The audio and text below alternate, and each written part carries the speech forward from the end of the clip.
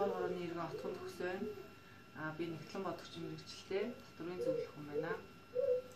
Сайн байна уу? Би 13 дугаар хорооны иргэн Солонгой. Хөтөлбөрийн орчуулагч болон хүний нөөцийн мэрэгчлээ хүн байна. Сайн байна уу? Би 19 дугаар хорооны иргэн Дэлгүүбатар байна. Би уул уурхай мэрэгчлээ. Канад хаус барьдаг туршлагатай хүн байна. Бидний санаа болохоор малчтын зөөврийн сууц барих тийм санаатай. Тэгээ энэ юу маань яаж хэлсэн бэ гэхээр хөдөө нэг хамаатайда нэг зөөврийн сууц хийж өгсөн. Тэр нь ойр орчмын малчтад их таалагдсан. Тэгээд ийм сууц хийж өгөх боломжтой гэдэг санал тавьсан.